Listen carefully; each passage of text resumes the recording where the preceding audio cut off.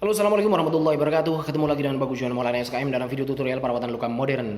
Teman-teman, hari ini saya akan share materi tentang faktor yang mempengaruhi kesembuhan luka yang ketiga, yaitu vaskularisasi, atau bagaimana kondisi pembuluh darahnya dalam menjalankan fungsinya, mendistribusikan darah beserta komponen di dalamnya. Nah, sebelum membahas lebih lanjut, kita bahas tentang vaskuler atau pembuluh darah dulu nih, karena masih banyak yang salah paham kalau masyarakat awam mengenai kata-kata pembuluh darah. Jadi pembuluh darah itu ada dua, ada nadi atau arteri yang berdenyut ini arah alirannya adalah dari jantung menuju ke jaringan. Ada juga pembuluh darah vena atau pembuluh darah balik ini yang warnanya hijau-hijau ini.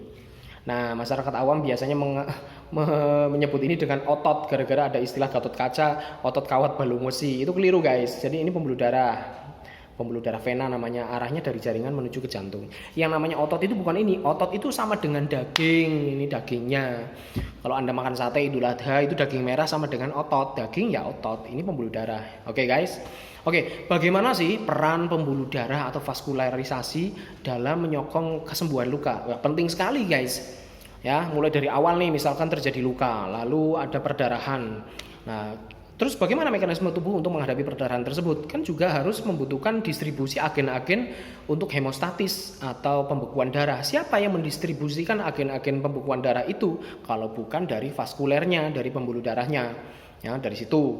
Lalu berikutnya masuk ke fase inflamatori atau fase peradangan atau adanya infeksi lokal di situ.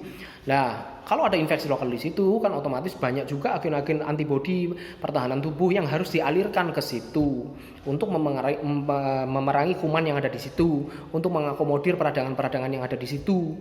Juga banyak enzim-enzim yang dialirkan oleh pembuluh darah untuk menuju area luka tersebut.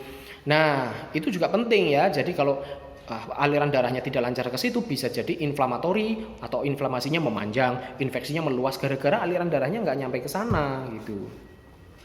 Yang berikutnya masuk ke fase proliferasi atau fase tumbuh. Lah gimana mau tumbuh? Wong tumbuh itu benar-benar mengandalkan oksigen dan nutrisi, ya kan? Tumbuh itu baik granula, daging maupun epitelisasi kulit baru itu bukan karena balutan lukanya, bukan. Tumbuh itu ya jelas mengandalkan nutrisi dan oksigen. Nah, siapa yang akan mendistribusikan nutrisi yang kita makan dan oksigen yang kita hirup sampai ke daerah luka kalau bukan peran dari vaskuler atau pembuluh darah tersebut. Yang berikutnya masuk ke fase maturasi atau pematangan jaringan kembali seperti semula meskipun maksimal 60% secara teori. Itu juga tergantung dari fungsi vaskuler dalam mendistribusikan faktor-faktor growth factor atau faktor-faktor pertumbuhan seperti itu guys.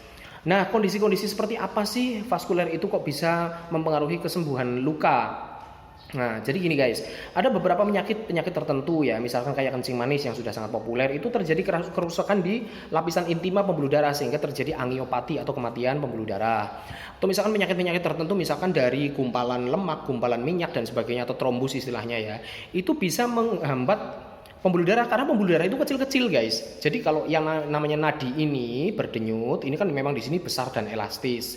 Tetapi ini akan bercabang menjadi yang sangat kecil sehingga Anda nggak bisa melihat dengan mata biasa seperti itu ya. Lah kalau saking kecilnya seperti itu, ada trombus, ada sumbatan, ada lemak dan sebagainya, mampet di situ ya udah pembuluh darahnya akhirnya mati gitu.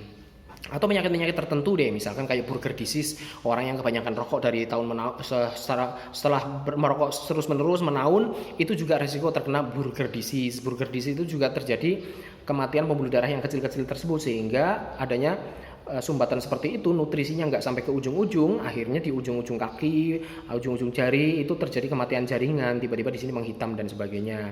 Pembuluh darahnya juga tidak menjadi elastis. Pembuluh darah arteri itu kan aslinya elastis, ini makanya bisa berdenyut. Nah, pada orang burger disease pembuluh darahnya nggak elastis sehingga tidak bisa mengalirkan darah sampai ke ujung-ujung gitu. Atau penyakit pembuluh darah di vena, aliran baliknya itu juga ada guys. Misalkan venous leg ulcer atau luka di pembuluh darah vena, pembuluh darah balik, atau terjadi gangguan venous return, terjadi gangguan arah balik dari jaringan ke jantung, misalkan luka di kaki venous leg ulcer. Itu juga karena tidak bisa kembalinya aliran darah ke jantung, lalu di sana timbul luka dan lukanya juga lama sembuh selama venous return-nya masih buruk, selama masih ada gangguan aliran darah balik vena seperti terjadi pada varises dan sebagainya, itu lukanya juga bisa lama sembuhnya. Atau pembuluh darah vena juga bisa mengakibatkan luka tersebut bengkak, ya kan? Misalkan ada gangguan arah balik, otomatis di sini cairan dan sebagainya berkumpul di situ, terjadi udem atau bengkak. Selama terjadinya udem atau bengkak, jangan harap masuk ke fase proliferasi secara optimal, karena tubuh menganggapnya itu masih fase peradangan, fase inflamasi, buktinya masih ada bengkak gitu kan. Nah, terus gimana akan tumbuh, gimana fase proliferasi akan optimal, bagaimana growth factor akan tumbuh kalau di situ masih ada tanda-tanda inflamasi seperti bengkak dan sebagainya. Gitu guys. Itulah mekanisme bagaimana vaskuler yang buruk itu akan menghambat penyembuhan luka. Lalu gimana nih usaha kita sebagai tenaga kesehatan untuk menangani vaskularisasi yang buruk seperti itu? Yang pertama, obat-obatan. Kita lihat dulu nih permasalahan vaskularisasi itu timbul karena apa. Kalau misalkan ini karena kencing manis.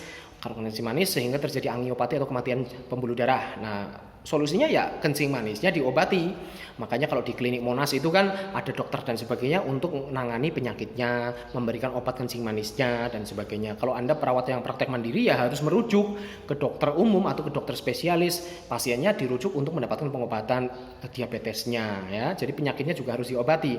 Selama penyakitnya masih berlangsung, tidak terkendali, malah tambah parah, otomatis vaskularisasinya juga buruk terus, otomatis lukanya juga nggak mau sembuh gitu.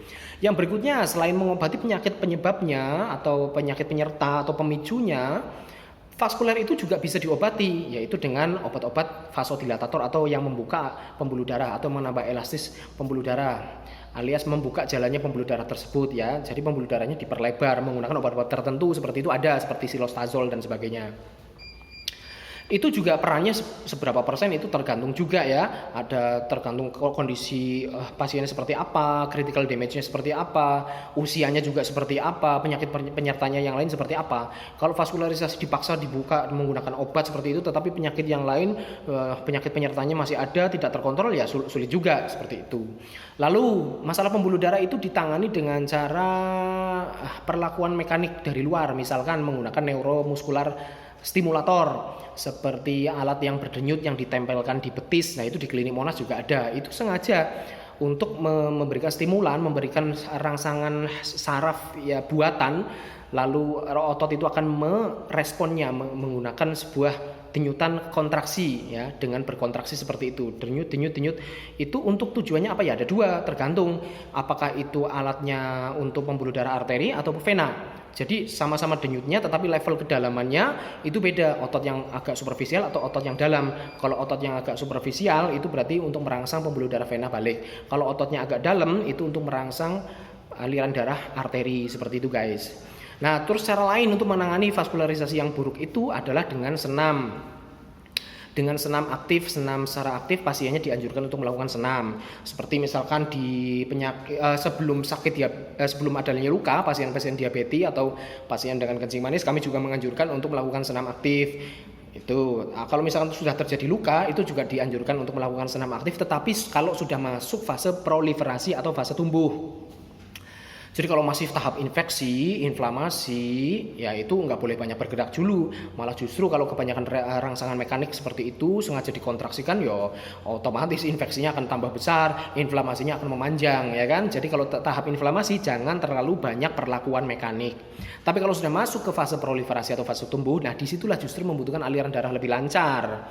Makanya dari situ kalau masuk kondisi seperti itu, pasien-pasien di klinik Monas juga dianjurkan, ayo silakan melakukan senam aktif, ya, paling tidak menggerakkan kaki, menggerakkan pergelangan, kontraksi-kontraksi sedikit nggak apa-apa, atau misalkan membuat bola menggunakan kertas koran ya yang ditaruh di lantai, lalu menggunakan kaki dibuat menggunung seperti bola, seperti bulatan, tetapi menggunakan kaki, sehingga itu cukup untuk memicu kontraksi-kontraksi kecil-kecil di otot-otot betis dan sebagainya untuk melancarkan vaskularisasi.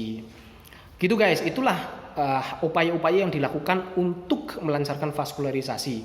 Betapa pentingnya vaskularisasi untuk kesembuhan, sehingga kita memang harus berupaya untuk nangani vaskularisasinya. Kalau vaskularisasinya sudah macet, ya otomatis luka juga tidak akan sembuh. Ya, itu harapannya kecil, kayak misalkan kayak burger disease dan sebagainya. Jujur kami sering menyerah, ya karena sudah terjadi sumbatan parah.